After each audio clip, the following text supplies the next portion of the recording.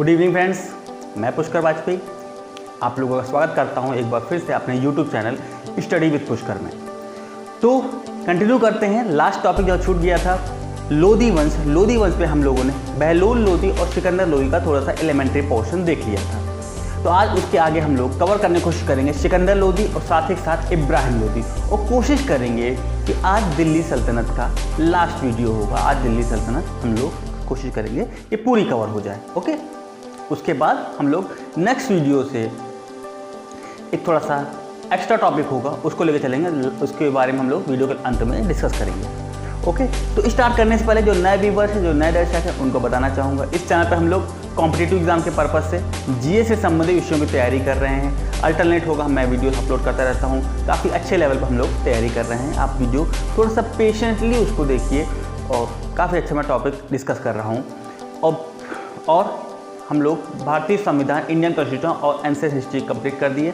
आप जाकर प्लेलिस्ट में देख सकते हैं। रिसेंटली थोड़ा सा गैप ज़्यादा हो गया, ऑलमोस्ट एक हफ्ते के आसपास हो गया है, मैं वीडियो अपलोड नहीं कर पाया। तो मैंने बताया था कुछ ड्यूटीज़ पूरी कर रहा हूँ मैं, तो उसके कारण ड्यूटी लग जाती है, कभी कभार नाइट शिफ्ट हो जाती है, मोस्टली नाइट शिफ्ट हो जाती है, जिसके कारण मैं अपलोड नहीं कर पा रहा हूँ। ओके, तो कोशिश करता हूँ जब भी टाइम मिलता है मैं पूरी कोशिश करता हूँ उस दिन मैं वीडियो बना लूँ। तो स्टार्ट करते हैं सिकंदर लोदी। लेकिन उसके पहले जो लास्ट वीडियो मैंने क्वेश्चन पूछा था फाइनेंस कमीशन से रिलेटेड, उससे कि फाइनेंस कमीशन की इस्टेब्लिशमेंट आर्टिकल किस आर्टिकल में मेंशन किया गया है, तो मिस पीहू उनकी आईडी इस नाम से बनी है, और मिस्टर अंजनी त्रिपाठी, इन दोनों ने बिल्कुल सही आंसर दिया था।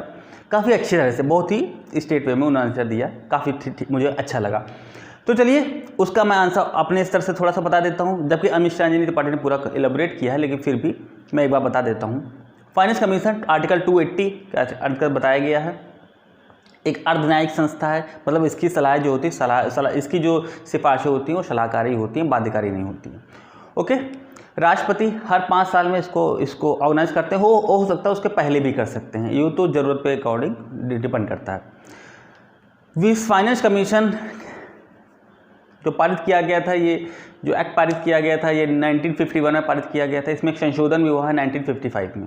इसके जो 4 मेंबर्स होते हैं और एक प्रेसिडेंट होते हैं, एक अध्यक्ष होते हैं। जो 4 मेंबर्स होते हैं उनकी थोड़ी क्वालिटीज़ देख लीजिए, नोट कर लीजिए कि एक जो मेंबर होगा वो हाई कोर्ट के जज के इक्विवेलेंट होगा या हाई कोर्ट के जज होंगे। दूसरा होगा वो अकाउंट सेक्टर के जानकार होंगे। थर्ड होंगे वो फाइनेंस सेक्टर के जानकार होंगे। फोर्थ होंगे जो इकोनॉमिक सेक्टर के जानकार होंगे। ओके, ये 4 मेंबर्स होते हैं। और 1955 में एक संशोधन किया गया था, जो इसके अध्यक्ष होंगे वो पब्लिक सेक्टर के, यानी कि सार्वजनिक जीवन के या सार्वजनिक मामलों के जानकार होने चाहिए। ये संशोधन उसमें ऐड किया, जो अध्यक्ष होते हैं इसके। ओके, तो 4 अध्यक्ष होते हैं और एक ये इनके 4 मेंबर्स होते हैं और एक अध्यक्ष होते हैं। ओके, इतना हमने बता दिया। अब चलिए इसी से रिलेटेड आपका एक और क्वेश्चन है। इसी के रिलेटेड एक और क्वेश्चन है कि फाइनेंस कमीशन का जो गठन करते हैं राष्ट्रपति हर 5 साल में, अमूमन हर 5 साल में करते हैं, वो किस उद्देश्य से करते हैं? फाइनेंस कमीशन का क्या कार्य होता है? आपको जितने आते हो वो होता है, लेकिन मोस्ट प्रॉब्ली 1 या 2 अवश्य बताएं। ओके, अमूमन स्टूडेंट को एक पता होगा तो वो भी बताएं कमेंट सेक्शन में। एक कार्य तो उसका बताएं। और दूसरा, ये अपनी रिपोर्ट किसको सबमिट करते हैं? फाइनेंस कमीशन की जो अपनी रिपोर्ट्स होती है वो किसको सबमिट करते हैं? ठीक है, तो आप उम्मीद है इसका आंसर मुझे नेक्स्ट वीडियो में अवश्य बताएंगे। तो चलिए स्टार्ट करते हैं सिकंदर लोदी।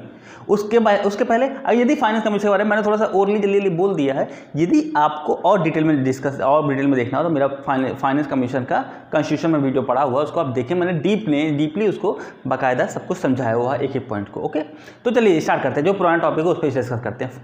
मिडवल हिस्ट्री आज का टॉपिक है सिकंदर लोदी। सिकंदर लोदी की स्टार्टिंग मैंने बता दिया था। थोड़ा सा एक पॉइंट मैंने गलत बता दिया था बहलोल लोदी के पुत्रों के बारे में। जो जलाल खां था बहलोल लोदी के पुत्र में, वो सिकंदर लोदी का पुत्र था, ना कि सिकंदर लोदी का पुत्र था, ना कि बहलोल लोदी का। ओके, मतलब इब्राहिम लोदी का भाई था जलाल खां।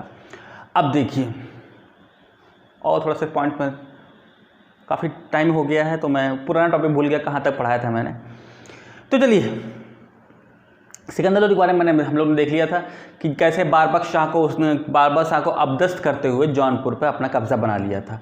लेकिन अभी भी बारबक शाह का तो चैप्टर क्लोज हुआ था, लेकिन बारबक शाह को जो इंकरेज कर रहा था बैकग्राउंड में हुसैन शाह, उसका भी चैप्टर क्लोज नहीं हुआ था।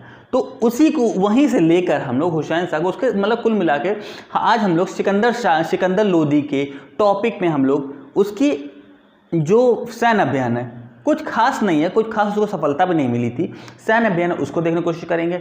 जो उसकी उन जीवन की उपलब्धियां हुई हैं या कहा जब मेजर पॉइंट्स हैं, उनको हम लोग पॉइंट वाइज देख लेंगे, उसके बारे में डिस्कस कर लेंगे और फिर उसका एक वैल्यूएशन करने की कोशिश करेंगे। क्योंकि सिकंदर लोदी ही एकमात्र लोदी वंश का योग्यतम शासक रहा, जो कुछ अच्छा हुआ इसी के टाइम पीरियड में हुआ। ओके, तो उन सब पॉइंट्स पर डिस्कस करेंगे। चलिए सबसे पहले स्टार्ट करते हैं उसके सैन्य अभियान। तो सैन्य अभियान को तो आप लोग बारबक शाह जो टॉपिक चल रहा था उस पर आप लोग देख सकते हैं, वो भी एक सैन्य अभियान ही था। सैन्य कुछ खास सफलता नहीं मिली, लोदी वंश में किसी को सैन्य अभियान में कुछ खास सफलता नहीं मिलती है। आपको उसके पहले सैन्य अभियान पढ़ाने से पहले आप एक बात समझ लीजिए कि लोदीज जो थे वो मूल रूप से अफगानी थे। ओके, और अभी तक भारत में जो शासन चल रहा है वो टर्किश का शासन, मतलब तुर्कियों का शासन चल रहा था। तो उनके और लोदीज के बीच में जो एडमिनिस्ट्रेशन की पॉलिसी रही, जो राजत्व का सिद्धांत रहा, काफ़ी अंतर, बेसिक कॉन्सेप्ट, बेसिक स्ट्रक्चर में ही अंतर रहा। क्या अंतर रहा? पहली बात तो आप अगर देख के ही पहचान जाएंगे, जो अफगानी थे ये पगड़ी पहना करते थे, है ना, और अफगानी जो थे वो अपने शासक को सुल्तान नहीं मानते थे, वो अपने शासक को एक नेता मानते थे अपना, कि हमारा लीडर ये होगा। और दूसरी बात मेन फैक्ट ये था कि ये जो नेता उनको चुना जाता था वो अमीरों के बीच से ही चुना जाता था। जरूरी नहीं कि जो उनको हरा कर जीत बने, वो नहीं, हराने वाला नहीं, उसमें एक कहा जाए कि लोकतांत्रिक भावना वाली, लोकतांत्रिक वाला एक स्ट्रक्चर कह सकते हैं कि उसमें आप अमीरों के बीच से चुना जाता था। और जरूरी नहीं कि राजा नेता का बेटा ही नेता बने, अगला राजा बनेगा, ऐसा जरूरी नहीं है। सो अफगान जब चाहते थे उसको अबदस्त कर सकते थे। बहलोल लोदी का पोर्शन आप लोगों ने देखा कि बहलोल लोदी जीवन भर इसी कहा जाए इसी डर से जीवन यापन करता रहा, कहीं अफगान उसको अपने पद से हटा ना दे। ठीक है, तो अब सिकंदर लोदी के बारे में देखने की कोशिश करते हैं। सिकंदर लोदी, बारबक शाह का चैप्टर क्लोज हुआ है, अब इसको बदला क्या लेना था? हुसैन शाह से। लेकिन उसके पहले हुसैन शाह तो एक जरिया था, उसके पहले एक बार याद रखिए कि अब लोदी के टाइम पे दिल्ली सल्तनत काफ़ी कम हो चुकी है, काफ़ी क्या चाहे कंसोलिडेट हो गई है। उसको आप लोग इस साइड में, मैं कोशिश कर रहा हूँ कि इस आपको पिक में दिखाने की कोशिश कर रहा हूँ कि इसमें देखिए, एक साइड जब राजस्थान और पंजाब जो था वहाँ एक राजपूताना का एरिया है, काफ़ी बड़ा एरिया है, और इस साइड बंगाल का एरिया, बीच में दिल्ली सल्तनत है। लेकिन दिल्ली सल्तनत में अब देखिए सब कहीं पूरे भारत में विद्रोह हो रहे हैं, ठीक है, पूरे भारत में विद्रोह, लेकिन जो मेन सेंट्रल में देखिए राजपूताना और बुंदेलखंड, इसके बीच में देखिए राज्य है मालवा, दोआब का क्षेत्र मालवा, ये हमेशा ही दोनों दिल्ली सल्तनत और राजपूताना राज्यों के बीच में कहा जाए एक दीवार बना रहा, हमेशा दीवार बना रहा है। इसको दोनों लोग जीतना चाहते रहे। अब देखिए, अब आप लोगों ने उस पिक को एनालाइज कर लिया ठीक से, ठीक है।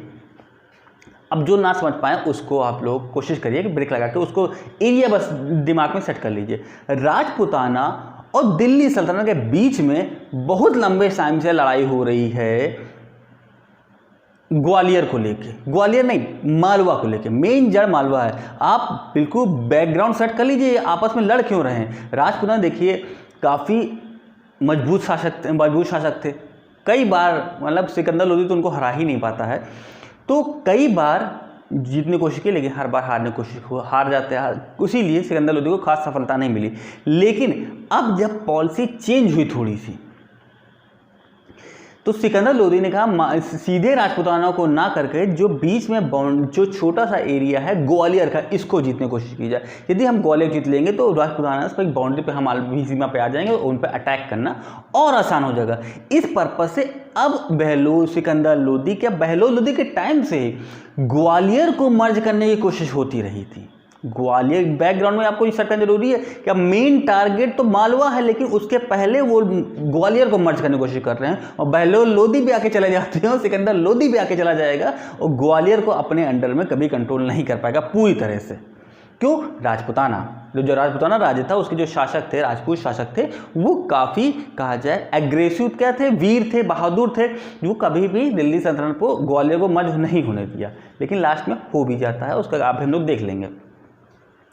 तो देखिए मेन इसका टारगेट क्या है? इसका मेन टारगेट है सिकंदर लोधी का मालवा को मर्ज करना और उसके लिए वो ग्वालियर को मर्ज करना चाहता है, ठीक, लेकिन ये अपना इसका पूरा नहीं हो पाता है। ओके, तो चलिए स्टार्ट करते हैं।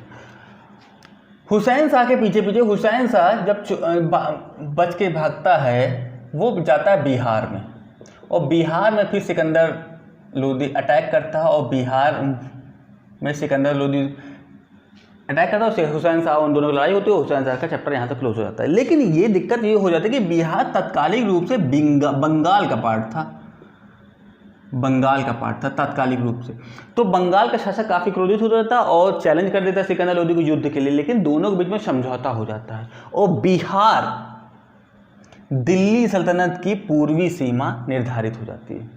कहते हैं ठीक है, अब हम आपको दुश्मनों को ऑप्शन बिहार में छुपने का, बिहार में क्या, अब बंगाल में छुपने का मौका नहीं देंगे, कोई शरण नहीं देंगे, लेकिन अब हमारे एरिया में आप इंटरफेयर नहीं करेंगे। बिहार तो आप ले जाइए, लेकिन बिहार के आगे नहीं बढ़ेंगे, सीमा पूर्वी दिल्ली सल्तनत की सीमा क्लोज होगी। अब देखिए बंगाल तो कुल मिला के इनके हाथ से चला गया, बंगाल में कोई इंटरेस्ट रहेगा नहीं, क्योंकि अब समझौता हो चुका, ट्रीटी हो चुकी है। अब इसका टारगेट रहा, देखिए मेन टारगेट तो था मालवा, लेकिन उसके पहले वो आसपास के क्षेत्र जीतना चाहता है, आसपास के क्षेत्र जीतना चाहता है। उसके लिए उसने, जस्ट ए मिनट थोड़ा सोचने दीजिए, उसके लिए उसने धौलपुर, ठीक है, धौलपुर है, ग्वालियर है, इसी तरह के आसपास के एरियो पर सैन्य अभियान किए, लेकिन उसे कुछ खास सफलता नहीं मिली। कुछ राइटर्स कह भी देते हैं कि उसने धौलपुर को अपने राज्य में मर्ज कर लिया, लेकिन नहीं होता, क्योंकि जब इब्राहिम लोधी का टाइम आता है तो राणा सांगा, जो राणा कंबा के साथ ग्रांडसन थे, तो राणा सांगा फिर से धौलपुर को अपने एरिया में, अपने अंडर में ले लेते हैं, ठीक है। तो वो एक अलग पॉइंट है, अभी हम लोग पढ़ेंगे। लेकिन ग्वालियर, धौलपुर, मालवा, इसको मालवा भी लिख सकते हैं हम लोग, मालवा अभियान भी लिख सकते हैं। कुछ राइटर लिखते हैं धौलपुर को मर्ज कर लिया था, लेकिन इसके अभी मुझे तो पर्याप्त साक्ष्य नहीं मिल पाए। और मालवा हो गया, बयाना हो गया, इस तरह के जो आसपास के एरिए थे उसको सिकंदर लोधी जीतने का प्रयास कर रहा था, सैन्य अभियान करता, लेकिन कुछ खास सफलता उसको नहीं मिली, कोई बड़ा राज उसके हाथ नहीं लग पाया। मेन टारगेट तो उसका ग्वालियर हो रहा था, लेकिन वो क्योंकि अगर राजपूतों को हराना ग्वालियर जीतो, लेकिन इसको भी नहीं कर पाया। और इन्हीं अभियानों के दौरान उसकी 1517 के आसपास एक बीमारी हो जाती, बीमारी के कारण बीमार हो जाता है और काफ़ी प्रयास करता है, लेकिन वो ठीक नहीं हो पाता है, उसकी हो जाती है मृत्यु 1517, ठीक है। कुछ खास नहीं, हमने पहले बताते इसके बारे में, कुछ खास नहीं। अब जब इब्राहिम लोधी आएगा तो इसका ये चैप्टर फिर से खुलेगा, ये चैप्टर फिर से खुलता है, तब कुछ इंटरेस्टिंग फैक्ट्स सामने आते हैं, उन पर हम लोग चर्चाएं करेंगे। तो इसके बाद अब एक हम लोगों ने देख लिया किस तरह वो सिंहासन में बैठता है, बारबक शाह को पराजित करता है, उसके बाद हुसैन शाह का चैप्टर क्लोज करता है और फिर सैन्य अभियान करता है, जिसमें उसे कुछ खास सफलता नहीं मिलती। और सैन्य अभियान ये क्यों कर रहा था? क्योंकि ये अपने पिता की जो बहलोल लोधी की नीति थी कि एक लिमिटेड शासन में ही रहो, लेकिन उसने इसको दिल्ली सल्तनत को एक्सटेंड करने की कोशिश ही की, कोई रिजल्ट सामने नहीं आया, ठीक। सिकंदर लोधी ने कोशिश की, बहलोल लोधी की अपेक्षा कर इसका शासन इसीलिए ज़्यादा डेवलप हुआ क्योंकि उसने कोशिश की अन्य राज्यों को जीतने के लिए, लेकिन कुछ खास सफलता नहीं मिल पा रही थी। अब देखिए इसकी थोड़ी तो हम पॉइंट टू पॉइंट देख लें, क्या कुछ कारण रहे, इसने कुछ अच्छे कार्य भी किए, कुछ खराब कार्य भी किए। तो मोस्ट प्रॉब्ली हम लोग देखेंगे कि जो अच्छे प्लस पॉइंट्स हैं उनको सबको मर्ज करते हुए देखेंगे। तो पहला तो पॉइंट है, इसने रेवेन्यू के क्षेत्र में, कृषि के क्षेत्र में अच्छे कार्य किए। कृषि के क्षेत्र में ज़मीन को मापने के लिए गज एक नई मापक बनाई, नए माप गज का इंट्रोड्यूस कराया अपने राज्य में, जिसे हम लोग और एक यंत्र बनाया जिसमें लगभग 39 कॉलम्स होते थे, तो उसे गज ए सिकंदरी कहा गया। उस जो इसने यंत्र बनाया था, मापक बनाया था, उसे गज ए सिकंदरी कहा गया। तो यही क्वेश्चन पूछा जाता है एग्जाम में कि गज ए सिकंदरी को किसने इंट्रोड्यूस किया था। यह एक भूमि मापक यंत्र या एक मापक टाइप का होता है जिसमें 39 कॉलम्स होते थे। ऐसा बोला जाता है कि भूमि को मापने के लिए गज नामक इकाई को इंट्रोड्यूस किसने किया था, तो सिकंदर लोदी ने किया था। और इसने प्राइसेस को, इन्फ्लेशन को या महंगाई को कंट्रोल करने के लिए, कृषि उत्पादों को कंट्रोल करने के लिए उन पे जो एक्साइज ड्यूटी होती है या हम लोग अपनी भाषा में बोलते हैं उसे, कॉमर्स के लैंग्वेज तो कैरेज इनवार्ड बोलते हैं, कैरेज इनवार्ड, कैरेज आउटवर्ड बोलते हैं, लेकिन इसको शायद चुंगी बोलते हैं, है ना, चुंगी या कर। अरे जो जैसे आप गाड़ी ले जाते होंगे टोल टैक्स काटता है, बस वही होता है। तो ये टैक्स हटा दिया था, चुंगी कर हटा दिया था, जिसके कारण थोड़ा सा खाद्य पदार्थ सस्ते हो गए थे, कृषि उत्पाद सस्ते हो गए थे, महंगाई इसके टाइम पे कंट्रोल हो गई थी। अब दूसरा पॉइंट है कि यही पॉइंट समझने वाला, काफ़ी हद तक ये पॉइंट समझने वाला है। मैं शुरुआत से आपको ये कोशिश कर रहा हूँ कि टर्कीज और अफगानियों में बेसिक कॉन्सेप्ट में अंतर क्या था, इनका राजत्व का सिद्धांत, जस्ट अ मिनट, इनका राजत्व का सिद्धांत क्या राजत्व सिद्धांत था। टर्किश में अभी तक क्या था, मार के सिंहासन जीत लो और सिंहासन आपका हो गया, लेकिन अफगानिस्तान में ऐसा नहीं आ रहा था। अफगानी में जो सुल्तान बन के बैठा था, पहले तो अपने आप को सुल्तान नहीं कहा जाता था, दूसरी बात सरदार कहा गया, और दूसरी बात ये अमीरों का अमीर होता था, अमीरों के बीच से इलेक्ट होके आया था। अब जब तक वो अमीरों के हित में कार्य कर रहा है तब तक गद्दी पर बैठा हुआ, जिस दिन अमीर गुस्सा होंगे उसको अपनी गद्दी से हटा के हम आपके हैं कौन, बस वाली सीन आ जाएगी। लेकिन बहलोल लोदी इस मामले में कहा जाए, एक वर्ड यूज कर सकते हैं हम, चापलूसी कह सकते हैं कि वो इस भय से हम बहलोल लोदी जीवन भर रहा कि कहीं अफगान उसको अपनी गद्दी से ना हटा दें, उसको गद्दी छीन ना ले, इसलिए वो कभी भी अमीरों के अगेंस्ट नहीं किया, अमीरों के डिसीजन के अगेंस्ट नहीं किया। आपने देखा भी है, मसनद आली वाला पोर्शन था जिसमें सुल्तान खुद सिंहासन पर कभी बैठा ही नहीं और अमीरों के साथ कालीन पर बैठता था। जब कोई अमीर बीमार पड़ जाता तो उसके घर पे जाता था, यदि कोई उससे गलती हो जाती, अमीर नाराज हो जाता तो उसके सामने पगड़ी उतार के माफ़ी मांगता था, कहता किसी कोई और पसंद हो तो उसको सुल्तान बना सकते हैं, मुझे ना बनाइए। तो इस तरह कहा जाए उसको एक भय था कि कहीं अमीर उसके अगेंस्ट ना आ जाए, इसीलिए वो हमेशा अमीरों के हितार्थ ही हमेशा कहा जाए चापलूसी करता रहा, अपने वर्ड में हम लोग कह सकते हैं। लेकिन सिकंदर लोदी ने इस केस को थोड़ा सा डेवलप किया। उसने क्या किया कि एक नए राजत्व के सिद्धांत को प्रतिपादित करते हुए टर्किश और अफगानी सिद्धांत को मर्ज करने की कोशिश की। ठीक है, उसने सुल्तान की, कहा जाए एक सुल्तान का जो पद का श्रेष्ठता है, जो उसकी प्रेस्टीज है, उसको पुनर्जीवित करने की कोशिश की। ठीक है, मेरा कहने का मतलब सिर्फ इतना है कि सिकंदर लोदी अब कहने लगा कि सुल्तान मैं हूं तो मुझको प्रॉपर रिस्पेक्ट चाहिए। अगर मैं राजा हूं तो मैं जमीन पे नहीं बैठूंगा, ठीक, कालीन पे नहीं बैठूंगा। इसी पर्पज से उसने क्या किया, पहली बात सिंहासन में बैठना शुरू कर दिया। दूसरी बात, अब उनसे कहा कि जो कोई दरबार में आएगा कम इन सर करके आएगा, मतलब मुझको अपनी, कहा जाए जो उनका प्रॉपर एटिकेट्स होते हैं, नमस्ते, दुआ सलाम, जो गुड मॉर्निंग, गुड इवनिंग, जो करेगा अभिवादन करेगा मेरा, ठीक है। और जब मैं खड़ा हूँ, देखिए ध्यान से सुनिएगा, क्योंकि अभी अपोजिट जस्ट आने वाला है इब्राहिम लोदी के, इसके जस्ट, है ना। बहलोल लोदी तो कुछ नहीं किए, सिकंदर लोदी ने डेवलप करने की कोशिश की और इब्राहिम लोदी सब कुछ बेकार कर देगा। तो जो मैं पॉइंट बता रहा हूँ उसको थोड़ा सा ध्यान से सुनिएगा। सिकंदर लोदी सिंहासन पर बैठने लगा, उसने अमीरों को ये कहा कि आप हमारा अभिवादन करेंगे, ठीक, जब मैं सिंहासन पर खड़ा होऊंगा तो आप भी अपनी कुर्सी पर खड़े रहेंगे, और जब मैं बैठूंगा तो आप भी अपनी कुर्सी पर बैठेंगे। आप बिना मेरी परमिशन के कोई कार्य नहीं करेंगे, मुझसे डिस्कस करेंगे तभी कोई कार्य करेंगे। देखिए वो एक बैलेंस्ड स्थिति ला रहा था, अमीरों और सुल्तानों के बीच में एक बैलेंस्ड प्रॉपर कनेक्शन आ रहा था, रिलेशन बन रहा था। सुल्तान अमीरों को कंट्रोल करने की कोशिश कर रहा था, लेकिन एक पॉजिटिव वे में, निरंकुशता नहीं ले रहे थे कि मान तुमको ज़्यादा खतरा फुसुरी चढ़ा देंगे, ऐसा नहीं था। प्रॉपर वे में पोलाइटली अमीरों को कंट्रोल कर रहा था, और अमीर भी इससे खुश थे कि हाँ भाई सुल्तान है, उनको थोड़ी बहुत तो इज्जत देनी चाहिए, भाई मैं सुल्तान हूँ, थोड़ी तो इज्जत दो उनको। तो इससे अमीर भी खुश थे कि एक कहा जाए एक अच्छा माहौल दरबार में बन रहा था। तो इसी से एक सारे सभी दोनों अमीर भी खुश थे और सुल्तान भी खुश थे। तो सुल्तान ने एक बार तारीफ करते हुए अपने दरबार में कहा था कि मेरे अमीर मुझसे इतने खुश हैं और मेरा इतना सम्मान करते हैं या मेरी इतनी बात मानते हैं कि यदि मैं किसी गुलाम को पालकी में बैठा दूं और अमीरों से कहूं कि इसको अपने कंधे पे उठा के छोड़ आओ, तो कोई अमीर मुझसे मेरी बात को मना नहीं करेगा। ऐसा उसने अपने सुल्तान ने अपने दरबार में कहा कि यदि मैं किसी गुलाम को पालकी में बैठा दूं और अमीरों से कहूं कि इसको उठा के छोड़ आओ, तो ये अमीर मेरी बात को मना नहीं करेंगे। इतने अच्छे संबंध होने लगे थे। कभी ध्यान रखिएगा, अभी सिकंदर लोदी के शासन में कहीं निरंकुशता नहीं आ रही है, सिर्फ एक अच्छे पॉजिटिव वे में अमीर और सिकंदर सुल्तान के बीच में संबंध आ रहे हैं।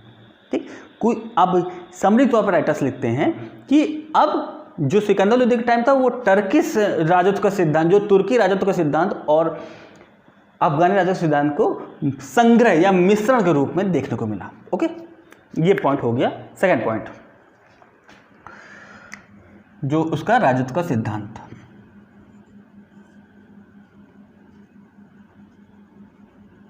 अब थर्ड देखते हैं, थर्ड पॉइंट देखते हैं। इसने देखिए सैन्य अभियान किए थे, सैन्य अभियान कई किए, लेकिन एक उसने जो आज की डेट में आप आगरा नगर देखते हैं, ये इसी ने स्थापित किया था। आगरा शहर 1504 के आसपास इसने स्थापित किया था, नगर बसाया था। ये नगर क्यों बसाया था? मेन कारण था लिखने में क्या जाता है, लिखने में कहा जाता है दोआब के क्षेत्र में नियंत्रण, दोआब के क्षेत्र में नियंत्रण। ठीक, लेकिन उसको मेन कारण ये था कि दिल्ली से ग्वालियर पर अटैक करने के लिए टाइम टेकन रूट था, तो इसीलिए ना उसने आगरा को नगर बसाया और उसको अपनी राजधानी बनाओ, और यहाँ से ग्वालियर पास पड़ता था। मेन टारगेट उसका, हम भी अभी यही कह रहे हैं, मेन टारगेट ग्वालियर था, मेन टारगेट तो अब मालवा था। मालवा को जीतने के लिए राजपूत इंटरफेयर कर रहे थे और राजपूत को हराने के लिए वो ग्वालियर पर अटैक करना, ग्वालियर को कब्जे में लेना चाहता था, और ग्वालियर को कब्जे में लेने के लिए ही उसने आगरा शहर की स्थापना की थी। और आगरा नगर के स्थान 1504 में करके उसको अपनी कैपिटल बनाता है। और भाई ये बस यही तो दो कारण हुआ। लिखने में ये कारण लिखा रहता है बुक्स में कि दोआब के क्षेत्र में नियंत्रण, लेकिन वास्तविक कारण ये है, क्या समझने के लिए कह सकते हैं कि ग्वालियर से और दिल्ली के बीच में दूरी अधिक थी, इसीलिए उन्होंने आगरा बनाया कि थोड़ी सी दूरी और कम हो गई। ठीक, ये कारण हो गया। और क्या कारण हो गया, और उसकी उपलब्धियां देखते हैं। देखिए बहलोल लोदी के बारे में बोला जाता है, बहलोल लोदी, थोड़ा बैक में जा रहे हैं, बहलोल लोदी के बारे में बोला जाता है कि वो एक अनपढ़ व्यक्ति था, लेकिन उसने जितने भी अपने राज्य में शासन किया, एक समझदार न्यायप्रिय, जितनी उसकी समझ थी, जितना उसका विवेक था, जिसकी वो बुद्धि थी, उसने न्याय करने की कोशिश की। उसके जस्ट अपोजिट में सिकंदर लोदी एक पढ़ा लिखा शिक्षित व्यक्ति था। इसने शिक्षित व्यक्ति था, ये है ना।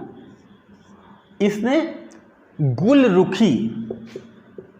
गुलरुखी नाम से फारसी में कविताएं लिखा करता था, फारसी भाषा में कविताएं लिखता था।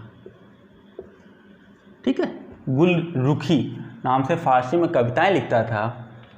और इसके टाइम में भारतीय संगीत पर, इंडियन म्यूजिक पर कुछ नाम था उसका, जस्ट ए मिनट, भारतीय संगीत पर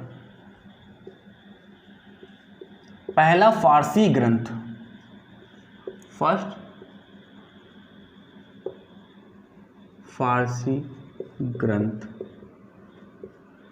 लज्जत ए सिकंदर शाही कहा जाए। संगीत की एक कहा जाए टाइप होता होगा, तो संगीत लज्जत ए सिकंदर शाही, लज्जत ए सिकंदर शाही इसी के टाइम पे डेवलप की गई थी।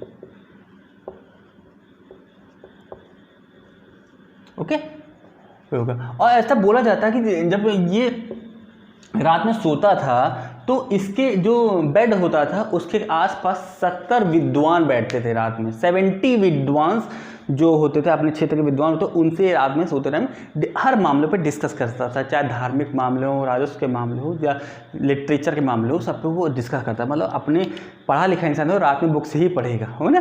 तो उसी हिसाब से 70 विद्वान इसके सैया के आसपास बैठे रहते थे, उनसे हर मामले पर डिस्कस करता था, ऐसा बोला जाता है। अब इसके टाइम पर एक वज़ीर भी था, वज़ीर का नाम था मियाँ भुआ। मियाँ भुआ, इसने भी 2 कार्य किए। मियाँ भुआ ने एक दिल्ली में मोट की मस्जिद बनाई थी, मोट की मस्जिद, जो कहा जाती है कि दिल्ली में है ये।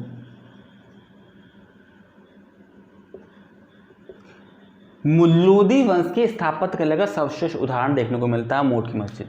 ओके, और क्या है, इसने एक भारतीय औषधि शास्त्र का ग्रंथ है उसको फारसी में ट्रांसलेट किया था, और उसका 2 नाम अलग अलग बुक में बताए गए हैं, तिब्बत ए सिकंदरी, तिब्बत ए सिकंदरी, और या फिर नाम बता कहीं कहीं मैंने पढ़ा है फहरंगी ए सिकंदरी, फहरंगी ए सिकंदरी। ठीक है, ये 2 एक कहा जाए चिकित्सा के क्षेत्र के और ग्रंथ थे, इसको उसने फारसी में कन्वर्ट करा था। ये कहा जाए फारसी भाषा के क्षेत्र में काफ़ी डेवलपमेंट हुआ था इसके टाइम पे। ठीक है, तो यहाँ से हम लोग देखते हैं कि सिकंदर लोदी के बारे में, हाँ एक पॉइंट और है, सिकंदर लोदी की, चलिए हम आगे देख लेंगे। तो सिकंदर लोदी के बारे में हम लोग देखा, सैन्य अभियान कुछ खास नहीं रहा, फिर इसने कुछ अच्छे कार्य किए, राजस्व के क्षेत्र में गजे सिकंदरी इंट्रोड्यूस कराया, एक्साइज ड्यूटी हटा दी जिससे कृषि उत्पाद कम सस्ते हो गए, अपना राजस्व का सिद्धांत बना, एक बैलेंस जैसी अमीरों सुल्तान के बीच में बना के रखी, आगरा शहर की स्थापना की, गुलरुखी फारसी कविताएं लिखा, संगीत क्षेत्र में ये सब डेवलपमेंट किए इसके में। अब जब देखिए, अब जो पॉइंट मैं बताने जा रहा हूँ उसका वैल्यूएशन है, उसको ध्यान से सुनिएगा, बस पॉइंट टू पॉइंट आप अपने अकॉर्डिंग नोट करते जाइए। तो अब देखिए वैल्यूएशन रूप में सिकंदर लोधी वंश का वन ऑफ बेस्ट नहीं कहेंगे, वन ऑफ बेस्ट ही कहेंगे, लोधी वंश का बेस्ट शासक देखने को मिला। बहलोल लोधी क्यों कमी रही? क्योंकि अमीर इसको कंट्रोल कर रहे थे, लेकिन अब जो स्थिति है अमीर और सिकंदर दोनों मिल के शासन कर रहे थे, तो कहीं ना कहीं सिकंदर लोधी अमीरों को बैकडोर से कंट्रोल कर रहा था। अमीर सुल्तान जो जाता था वही हो रहा था, सुल्तान साथ सिंहासन बैठने लगा था। अब स्थिति ये आ रही है कि राजत्व के सिद्धांत अच्छे बनने लगे थे, स्थिति मतलब कुल मिला के डेवलपमेंट, दिल्ली का डेवलपमेंट हो रहा था। वैल्यूएशन के तौर पर देखेंगे हम लोग सिकंदर लोधी के बारे में, तो ये कहा जाता है, सारे इतिहासकार इस बारे में लिखते हैं, चाहे प्राचीन इतिहासकार हों, तत्कालीन इतिहासकार हो, चाहे आधुनिक इतिहासकार हों, ये एक कहा जाए निष्पक्ष रूप से उदार, न्यायप्रिय और योग्य शासक रहा अपने जीवन काल में। लेकिन इसके जीवन के चरित्र के 2 पहलू समझ में आते लगे। बचपन से ही ये काफ़ी कहा जाए अपनी लैंग्वेज में हम लोग बोल सकते हैं हैंडसम, काफ़ी सुंदर, सुडौल और लंबा चौड़ा इंसान था, काफ़ी सुंदर था। तो ऐसा कहते एक राइटर लिखते हैं कि तारीखे दाऊदी, ऐसा कोई बुक है, तारीखे दाऊदी। देखिए हो सकता है नाम मिसमैच हो, इसके राइटर हैं अब्दुल्ला, उसमें इस बात का मेंशन किया गया है कि सिकंदर लोधी बचपन से काफ़ी हैंडसम था, सुडौल, सुंदर, लंबा चौड़ा, गोरा व्यक्ति था। तो एक मौलवी थे शेख हसन, वो इससे प्रेम करने लगे थे, और शहजादे को उनका आना जाना पसंद नहीं था, मतलब शहजादा उसको बिल्कुल प्रेम नहीं करता था। वन टाइम क्या बोलते हैं, वन साइड लव था, ऐसा कुछ था।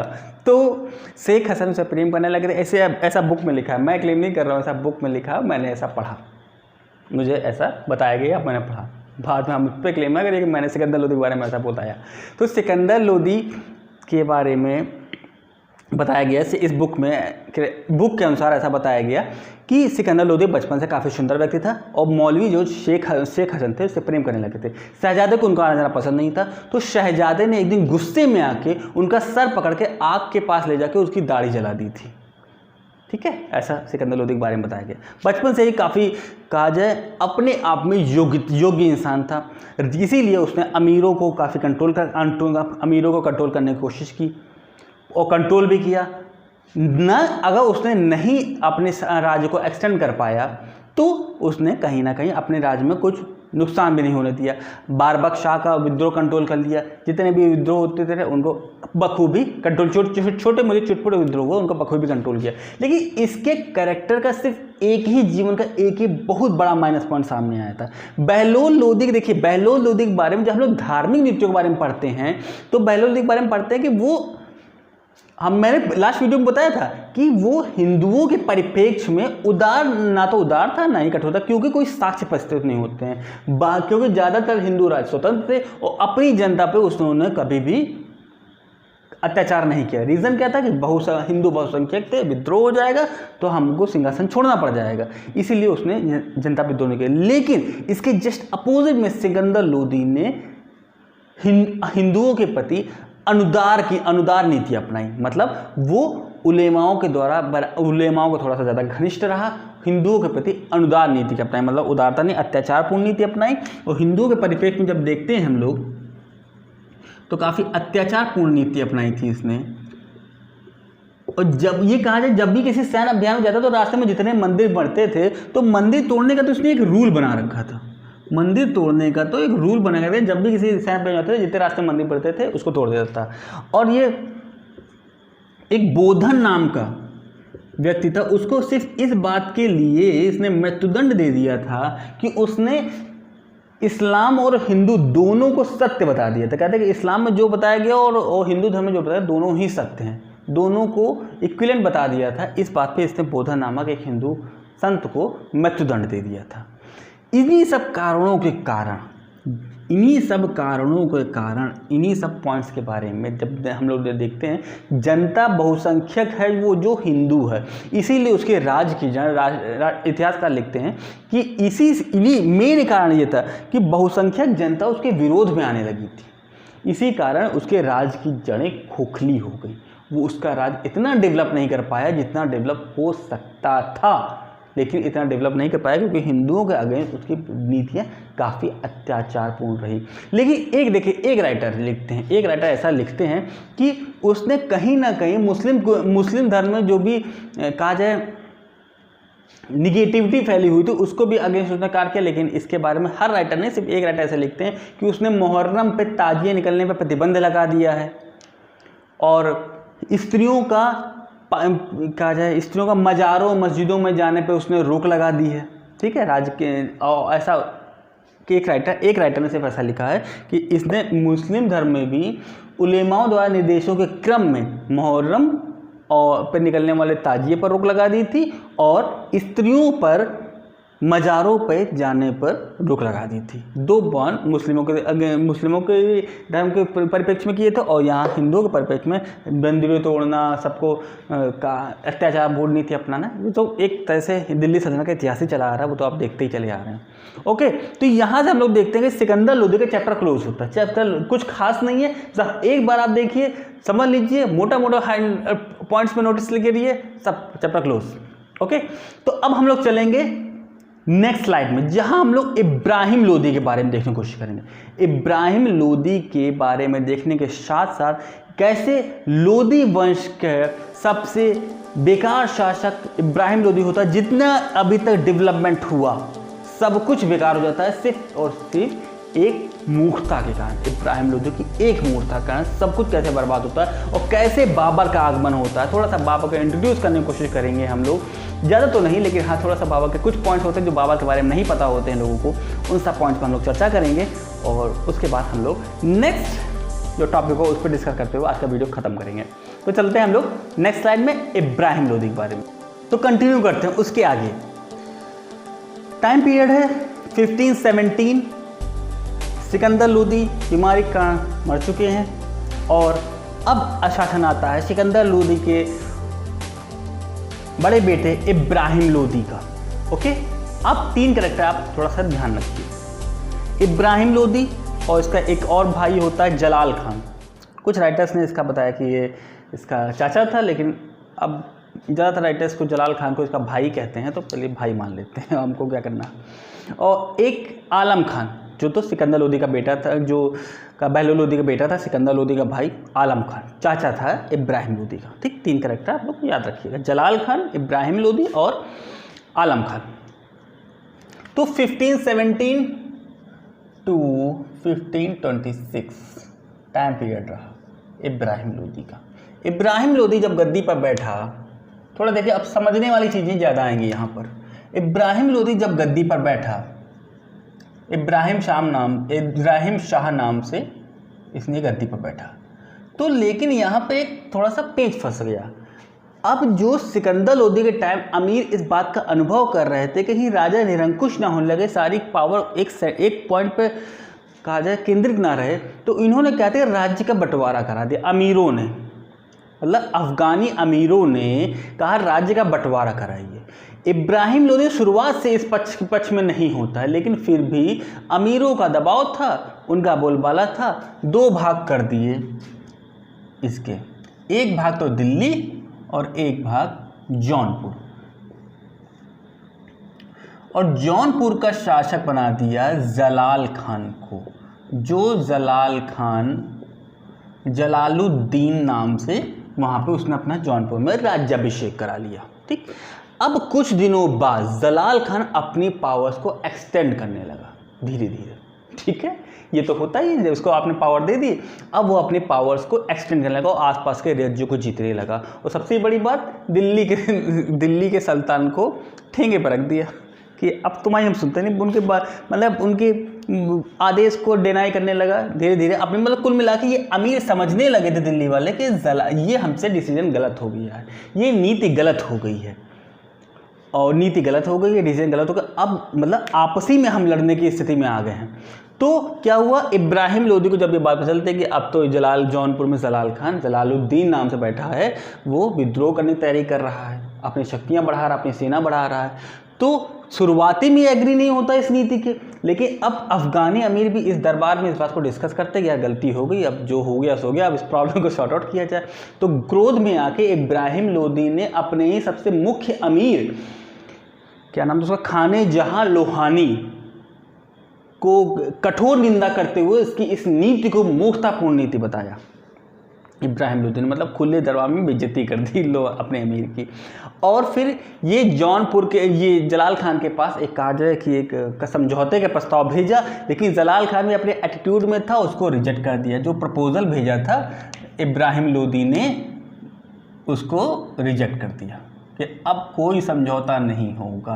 तो इब्राहिम लोदी ने कहा ठीक, समझौता नहीं होगा तो अब लड़ाई ही होगी। और लड़ाई कर जब तैयारी कर ली जो इसके पास अटैक करने के लिए, तो ये आप जान गए दिल्ली की सेना इसके साथ कहाँ टिक पाएगी। तो दिल्ली की सेना जब इस पर अटैकी तो ये भागा, और भाग के गया कहाँ, ग्वालियर। हमने क्या था, ग्वालियर ही तो सब कोई चाह रहा था, ग्वालियर, और यही पॉइंट मिल गया। अब इब्राहिम लोदी को ग्वालियर पर अटैक करने का कारण मिल गया। मैंने कहा मेन टारगेट है मालवा जीतना, मालवा को जीतने में बाधा कौन कर रहा है, राजपूताना राज्य जो पश्चिम में काफ़ी बड़ा एरिया था। तो और ये दिल्ली उनको क्यों नहीं हरा पा रही, क्योंकि बीच में ग्वालियर आ रहा है, वो डायरेक्ट उस पर अटैक नहीं कर पा रहे हैं, मेवाड़ पर डायरेक्ट अटैक नहीं कर पा रहे हैं। तो अब इनको ग्वालियर पर अटैक करने का कारण मिल गया, क्योंकि जलाल खान यहाँ आके शरण ले लिया, और यहाँ के राजा है विक्रमजीत। जब इब्राहिम लोदी यहाँ पर आता है तो विक्रमजीत सरेंडर कर देता है और उसकी अधीनता स्वीकार करता है, और काफ़ी ईमानदार टाइप का होता है। हाँ, जीवन भर इब्राहिम लोदी दिल्ली सल्तनत की अधीनता स्वीकार किया रहता है। और 1526 में जब बाबर का अटैक होता है ना, तो उसी बाबर के ही लड़ाई में इब्राहिम लोदी तरफ से लड़ते हुए ये मारा जाता है। ठीक, इसका चैप्टर क्लोज खत्म हुआ। और यहीं पर जब ये ग्वालियर में अटैक करता है तो ये जलाल खान का भी चैप्टर क्लोज कर देता है, इसको भी मार देता है। अब देखिए पॉइंट्स क्या, इसका समरी क्या निकली। इस पॉइंट की 3 समरी निकल रही हैं पॉइंट में। सब कोई इब्राहिम लोदी गलत मान लेता है, लेकिन समरी तौर समझिए इब्राहिम लोदी पूरी तरह से गलत नहीं था। अफगान भी तो गलत थे, अफगान ने गलत डिसीजन लिया था। इससे क्या हुआ, ग्वालियर जो एक लंबे समय से लोदी जीतने का प्रयास कर रहे थे, अभी तो जीत नहीं पाया था, और इसने अपने पक्ष में मिला लिया। तो इसके अब कहा जाए एटीट्यूड आ गया कि अब हमको कोई हरा नहीं सकता, फर्स्ट पॉइंट। दूसरा पॉइंट, ये अपने आप को निरंकुश शासक समझने लगा, क्योंकि इसे अपना दूसरा कोई कॉम्पिटिटर था उसको अफगानी अमीरों की मदद से इसने हटा दिया, तो अपने आप को निरंकुश शासक समझने लगा। तीसरा पॉइंट क्या आया, ये अमीरों के प्रति शंकालु हो गया। क्या पता कल अमीर विद्रोह कर दें, अमीर खुद विद्रोह करने लगे, क्या कल को आज को इसको शासन बनाया, कल को किसी और को बना देंगे, हम सबको थोड़ी मारते फिरेंगे। तो इसने इन्हीं तीनों कारणों से एक नई राजस्व सिद्धांत बना दिया। मैंने कहा से बेलोल लोदी चापलूसी करता था, सिकंदर लोदी ने एक बैलेंस स्थिति अपनाई, लेकिन इसने एक निरंकुश शासक की स्वेच्छाचारी शासन की नीति अपनाई। ये कहा जाता है इन्हीं तीनों कारणों से उसका सिर फिर गया, उसका दिमाग मस्तिष्क काम करना बंद कर दिया। उसने बड़े दरबार में ये अनाउंसमेंट कर दी कि राजा का कोई सगा संबंधी नहीं होता है, राजा का कोई सगा साथी या संबंधी नहीं होता है। अब इससे क्या हुआ, अनाउंसमेंट कर दिया है ना, ये सब देख अनाउंसमेंट कर दिया जब इसने। अब इसके बाद क्या होता है, इसने अमीरों पे पूरी तरह कंट्रोल करने के लिए अनाउंसमेंट कर दी कि अब अमीर सुल्तान के ही अगेंस्ट रहेंगे, मैं ही सुल्तान हूँ, सिंहासन पे बैठूंगा, अब अपने बेलोल लोदी की ज़मीन पर नहीं बैठूंगा, सिंहासन में बैठूंगा। दूसरी बात, सब कोई कल से 10 बजे ऑफिस टाइम से आ जाएगा, वो भी यूनिफॉर्म में, ठीक है। दरबार में सब उपस्थित होंगे और जब सुल्तान उपस्थित होगा तो कोई बैठेगा नहीं। और कहा गया कि जितने भी दरबार होंगे वो जब दरबार में जितने भी अमीर होंगे दरबार में आएंगे तो एक कैंची स्टाइल में, ऐसा कुछ होता है, कैंची स्टाइल में मुझको मेरा अभिवादन करेंगे, ओके। और ज़्यादा तुमने परेशान किया तो मृत्युदंड ही है, और कोई ऑप्शन नहीं है, इफ बट नहीं, सीधे सऊदी पे चढ़ा देंगे। तो इससे क्या हुआ, अमीरों में बेइज्जती हुई। अमीरों में मुझे लगता है कि राइटर्स लिखते हैं कि अमीरों में असुरक्षा की भावना आने लगी। लेकिन मेरा पर्सनल व्यू है, अमीरों को असुरक्षा तो कम लेकिन बेइज्जती ज़्यादा फील हुई होगी, क्योंकि इतने जो अभी तक अमीर अपने आप को बेलोल लोदी के टाइम पे, तो ये राइटर लिख देते हैं कि बेलोल लोदी का शासन टाइम जो था वो बिरादरी पर आधारित था, कि सभी का शासन है, एक अफगानी अमीर शासन है, और ये एक ही बिरादरी का होकर अमीरों से कहता है कि मेरा अभिधान स्वीकार करना, जब मैं बैठा हूँ तो आप लोग बैठेंगे नहीं, जब मैं दरबार में उस बैठेंगे नहीं। तो इस तरह उसने नीति अपनाई। अब अमीरों में इससे क्या हो, असंतोष आ गया, इससे क्या हुआ, असंतोष आ गया, और ये समझने लगे कि जब तक इब्राहिम लोदी सत्ता में बैठा हुआ, सिंहासन में बैठा हुआ है, तब तक हमारी इज्जत बचेगी नहीं, अगर इज्जत पे आएंगे तो जीवन नहीं बचेगा।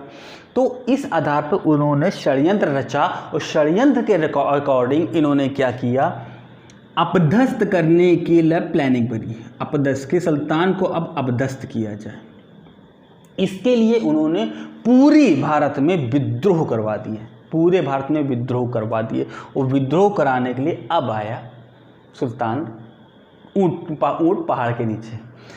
लेकिन विद्रोह तो हुआ, ठीक, उसको वो दूसरा पॉइंट है। अब इसका थोड़ा सा बैकग्राउंड में देखते हैं। ग्वालियर विजय हो गई, ग्वालियर विजय हो गई। ग्वालियर विजय होने के बाद अब देखिए मेन टारगेट मालवा, लेकिन उसके पहले आपको राजपूताना को डील करना है। राजपूताना में इस समय शासक राजपूतों का है राणा सांगा, राणा सांगा, या फिर अब जरा बैकग्राउंड में और देखते हैं, मेवाड़ के राजपूताना में मेवाड़ के शासक हैं इस समय राणा सांगा, ठीक। राणा सांगा, मेन नाम संग्राम सिंह, याद रखिएगा, राणा सांगा मेन नाम, ओरिजिनल नेम है संग्राम सिंह, या संग्राम राणा भी कुछ लोग लिख देते हैं, संग्राम सांगा, ठीक, संग्राम सिंह नाम है इसके। इन दोनों के बीच वार होता है, दो वार होते हैं, battle of Khatoli and battle of Dholpur, ठीक, बैटल ऑफ खटोली और बैटल ऑफ धौलपुर 1517 और 1518 में, 1517 और 1518 में। मेन कारण देखिए, दोनों के युद्ध का मेन कारण मालवा पे राज है, मालवा पे राज करना। मैं कई बार ये बात बता रहा हूँ, मेन टारगेट बैकग्राउंड में आप देखते रहे कि डिस्क्रिप्टिव पेपर में यही चीज़ें लिखी जाती हैं कि मेन टारगेट उनका मालवा है। लेकिन मालवा को लेकर दोनों के मेवाड़ और दिल्ली सल्तनत जंग चल रही है। ग्वालियर अभी तक बीच में रास्ता था, तो ग्वालियर पे अब इन्होंने मर्ज कर लिया। अब दोनों फेस टू फेस मैदान में आ चुके हैं, दोनों के बीच में लड़ाई होती है। अब देखिए, नॉर्मली बुक्स में ऐसा बताया जाता है कि इस युद्ध का कोई भी कंक्लूजन नहीं निकलता, कोई भी कंक्लूजन नहीं निकलता। लेकिन बाबर की आत्मकथा में ऐसा बताया गया है, बाबर की जो ऑटोबायोग्राफी है उसमें ऐसा बताया गया है कि इस दोनों युद्धों में इब्राहिम लोदी बुरी तरह पराजित हुआ था। इब्राहिम लोदी बुरी तरह पराजित हुआ था और इसमें राणा सांगा जीते थे और उन्होंने अपने चंदेरी पर अपना कब्जा भी कर लिया, चंदेरी को अपने राज्य में मिला भी लिया था। दो बार हुए थे, बुक्स में अमूमन ये बुक बात लिखी नहीं थी। 1570 और 1580 battle of Khatoli and battle of Dholpur. अब यहाँ बैकग्राउंड में हमने देख लिया, इब्राहिम लोदी बेइज्जती करा के वापस आ गए हैं। लेकिन अब फिर फ्रंट में आते हैं। फ्रंट में ये हो रहा है कि पूरे भारत में विद्रोह शुरू हो गए हैं और किसके मर्जी शुरू हुए हैं? अमीरों के बेइज्जती हुई है उनके ही षड्यंत्र कह गए, पूरे भारत में विद्रोह होने लगे। तो बिहार में विद्रोह होता है। बिहार सिकंदर लोदी के टाइम पे मर्ज कर लिया गया था। बिहार में विद्रोह होता है तो इब्राहिम लोदी इसको दबाने जाता है, ठीक, इस विद्रोह को कंट्रोल करने जाता है। लेकिन एक और बात है कि पूरे भारत में विद्रोह हो रहे हैं। इसी का फ़ायदा उठा के पंजाब का शासक दौलत खान लोदी, पंजाब का पूरा हिस्सा नहीं था, पंजाब का थोड़ा हिस्सा इसके अंडर में था, तो पंजाब के शासक दौलत खान लोदी भी अपने आप को स्वतंत्र घोषित कर देता है और लाहौर पर भी अपना आधिपत्य, लाहौर को अपने अधिकार में ले लेता है। ठीक है, अपने आप को स्वतंत्र घोषित कर दिया और लाहौर को अपने अधिकार में ले लिया। जब ये बिहार में इब्राहिम लोदी इसको यहाँ विद्रोह को कुचलने की कोशिश कर रहा है, तो वो इब्राहिम लोदी दौलत खान लोदी को कहता है कि मेरी सहायता के लिए आओ, मुझे बिहार में स्थिति कंट्रोल करनी है। तो दौलत खान लोदी खुद ना जाकर अपने बेटे को भेजता है कि यहाँ पर जाकर इसकी मदद करो।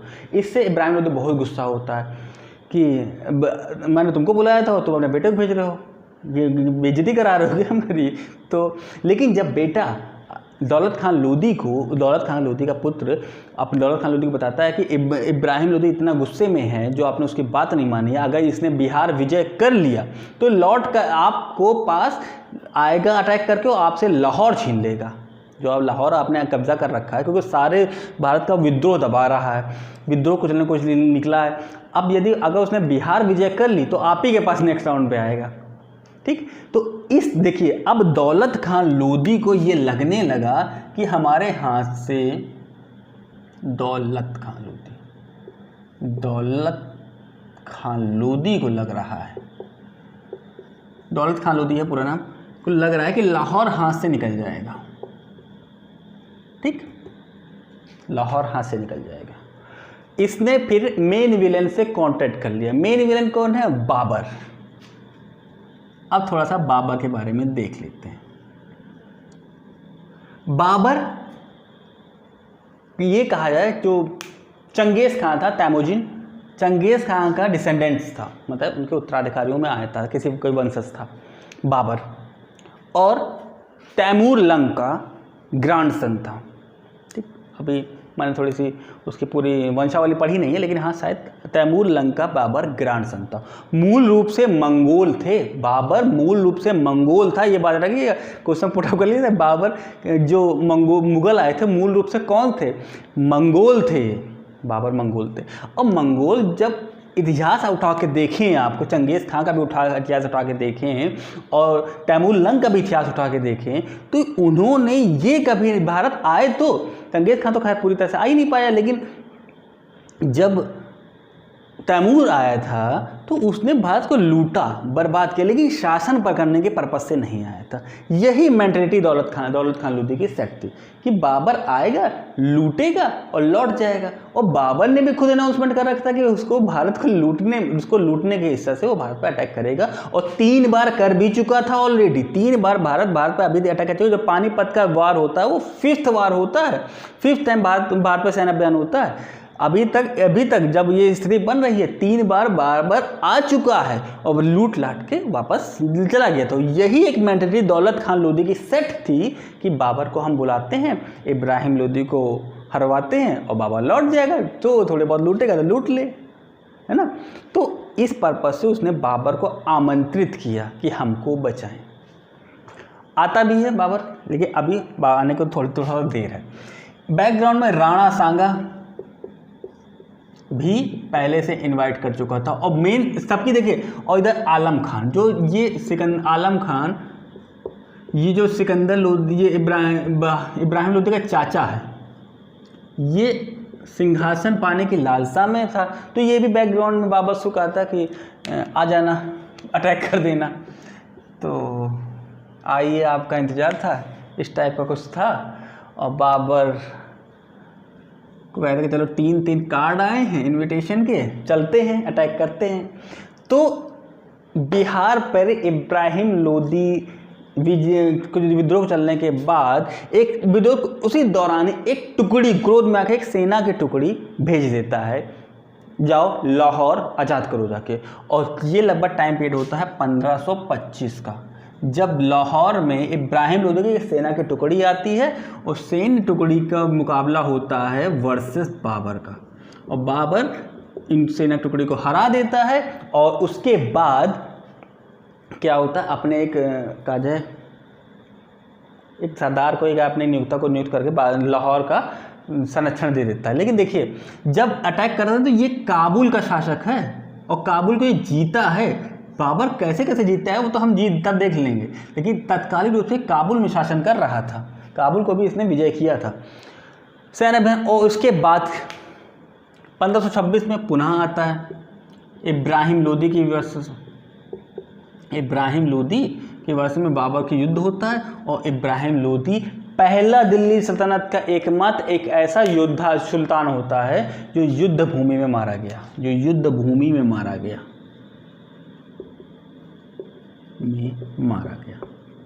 और 1526 में ये इब्राहिम लोदी का चैप्टर क्लोज हो गया।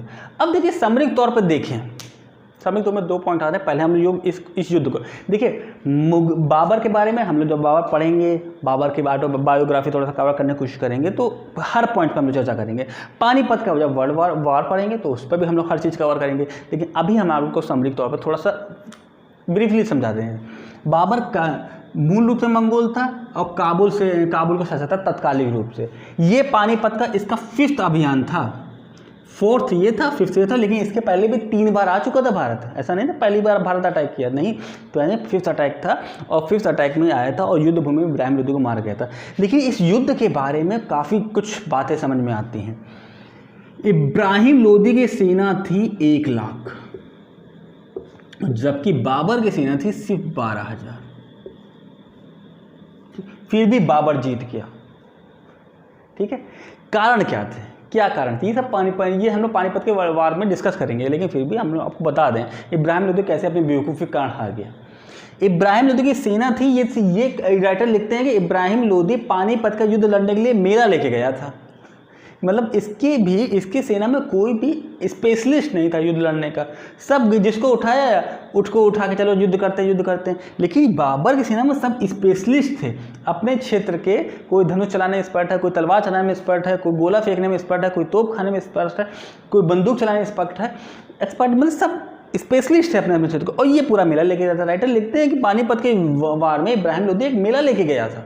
इसके कारण पहला पॉइंट तो ये समझ में आता है। दूसरा पॉइंट, बाबर ने तोप खानों बंदूकों का प्रयोग किया था। बंदूक ये AK-47 जैसी नहीं थी, लेकिन हाँ बारूद वाली बंदूकें थी, तो कहीं ना कहीं इनके कंपैरिजन में तो बेटर थे। ठीक है, दो पॉइंट हो गए। तीसरा पॉइंट, बाबर ने युद्ध करते टाइम दिमाग चलाया था और इन्होंने हाथी। ठीक है, ये घोड़े ज़्यादा यूज़ कर। देखो, तब हमें पहले बता रहा हूँ, अभी तक दिल्ली सतह में जो युद्ध लड़े जा रहे हैं वो घोड़ों दम पर जीत पा रहे हैं, और ये हाथी यूज़ कर रहे हैं, और उसने दिमाग चला दिया था।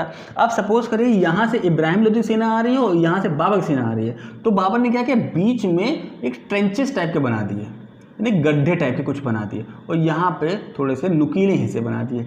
जब हाथी यहाँ से गए तो इसमें जाके उनके मतलब जो कांटे टाइप के थे वो चुभे, है ना। और हाथी जब आपके एक तो चाल धीमी होती है, लेकिन जब गुस्सा आ जाता है तो आप ही के सेना को गुस्सा देता है। तो इससे क्या हो, जब हाथी गुस्सा आ गए इस चीज़ इसमें फंस के, तो इन्होंने इसी पे अटैक करते, इन्हीं की सेना पर ही अटैक करते, तो इसके नुकसान हुआ।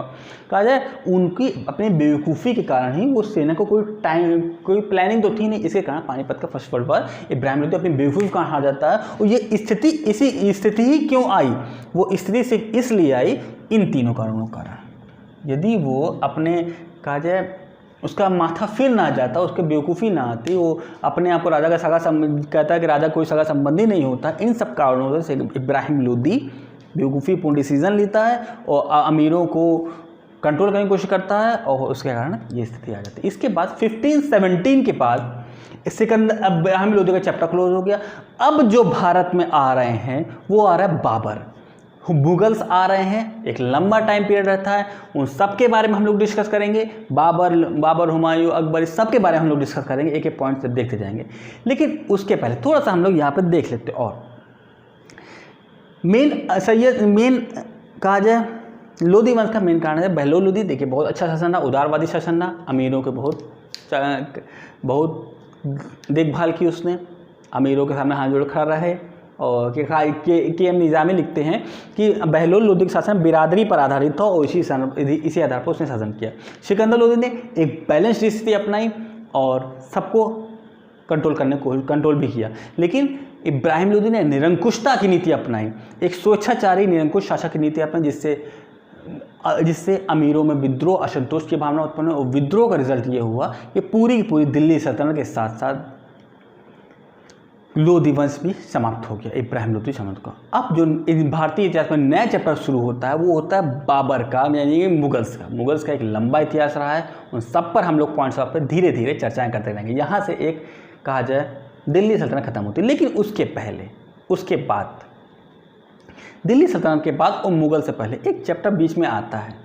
अमूमन बच्चे उस चैप्टर को डिनाई कर देते हैं या अवॉइड कर देते हैं, लेकिन मोस्ट इंपॉर्टेंट चैप्टर मेरे पॉइंट ऑफ व्यू से है। सबसे पहले आपको हिस्ट्री समझने के लिए सबसे पहले ज़रूरी ये है कि आप सभी राज्यों की स्थितियां समझें, किस राज्य में क्या हो रहा है। उसके लिए आपको 2 या 3 वीडियो हैं, थोड़ा सा धैर्य रखें, मुगल इंटरेस्टिंग आएगा। लेकिन उसके पहले मैं चाहता हूँ कि आप लोग उन राज्यों की स्थिति देखिए मुगलों का आगमन है और दिल्ली सल्तनत का अवसान है, वो शुरुआत हुआ फिरोज शाह तुगलक के बाद से। फिरोज शाह तुगलक के पास से जैसे जैसे दिल्ली सल्तनत खत्म होती गई, एक से एक बढ़ के नालायक राजा सुल्तान आते रहे। सैयद वंश में कोई खास नहीं आया और उसके बाद लोदी वंश कैसे खत्म हुआ तो आपने देखा ही। लेकिन मेन जड़ कहाँ शुरू होती? फिरोज शाह तुगलक के पास से, जब नए नए राज्यों का उदय होने लगता है। हर कोई अपनी नई दुकान खोलने की कोशिश कर रहा था और खोल भी लेते हैं कई लोग सक्सेस होते हैं। तो इसी आधार पे अभी हम लोगों ने सेंट्रल में रखा है दिल्ली और अन्य राज्यों के बारे में देखते हैं, कैसे ग्वालियर विजय हो रहा है, जौनपुर और बंगाल, इन सब की स्थितियाँ देख रहे हैं। लेकिन अब हम लोग सेंट्रल में रखेंगे एक एक राज्य, जैसे जौनपुर, कश्मीर, इंपॉर्टेंट ही लेंगे, सारे नहीं लेंगे, बुक्स में बहुत सारे लिखे रहते हैं। लेकिन हम लोग जौनपुर हो गया, कश्मीर हो गया, दक्षिण में विजयनगर हो गया, दक्षिण में कई शासक है, उनके बारे में तो हमने कहा जाए कि एक देना ही करते हैं, उन सब पर कवर करेंगे। बंगाल हो गया, ओके, मालवा होगा, इन सब पॉइंट्स पे हम लोग थोड़ा सा एक वीडियो में मैं 1 से 2 कोशिश करूँगा 3 राज्यों कवर करके 2 से 3 वीडियो में इसका टॉपिक खत्म हो जाएगा। तो आपके दिमाग में कॉन्सेप्ट क्लियर हो जाएगा कि कौन से राज्य में किस टाइम पे कैसे चल रही है। और उसको दिल्ली सल्तनत से कोरिलेट भी कराता चलूँगा कि कौन सा शासक इस समय दिल्ली सल्तनत में चल रहा है। थोड़ा समझने वाला टॉपिक है, उसको आप कवर करिए। उसके बाद हम लोग मुगल्स पे चलेंगे। ओके, तो आज का वीडियो हम लोग यहीं समाप्त करते हैं। आपको मेरे वीडियोस कैसे लग रहे हैं? दिल्ली सल्तनत खत्म हो चुकी है, दिल्ली सल्तनत में अपना पॉइंट ऑफ व्यू अवश्य बताएं। कोई पॉइंट आपको समझ में नहीं आया है तो अवश्य बताएं। कोई क्वेश्चन हो तो मुझसे पूछ सकते हैं। अपनी राय अवश्य दें, कमेंट सेक्शन में अपनी राय अवश्य दें। कोई कमी हो मेरे पढ़ाने में या कोई पॉजिटिव हो नेगेटिव किसी तरह का पॉइंट ऑफ व्यू हो तो अवश्य करें, मुझे इंकरेजमेंट मिलता है। तो मिलेंगे हम लोग नेक्स्ट वीडियो में, जहां हम लोग एक प्रांतीय राजवंश पर चर्चाएं करेंगे। प्रांतीय राजवंश में एक एक प्रांत पर हम लोग डिस्कस करना शुरू करेंगे और धीरे धीरे पॉइंट पे चलते रहेंगे। लेकिन उसके पहले मैं फिर से बता रहा हूँ, अफगानों का ये इतिहास जो लोदी वंश का, उसको आप दिमाग में सेट करें। कैसे एक राजत्व के सिद्धांत में परिवर्तन आया है। दिल्ली सल्तनत में एकमात्र ऐसा शासक वंश आया जो राजत्व के सिद्धांत पे एक नया परिवर्तन लेके आया। ओके, अपने परिवर्तनों के कारण ये खत्म भी हो गए, इब्राहिम लोदी का। हम लोग 2 से 3 वीडियो बाद मुगल शासक स्टार्ट करेंगे। ओके, तो मिलेंगे नेक्स्ट वीडियो में, तब तक के लिए अपना ख्याल रखिए। Good night.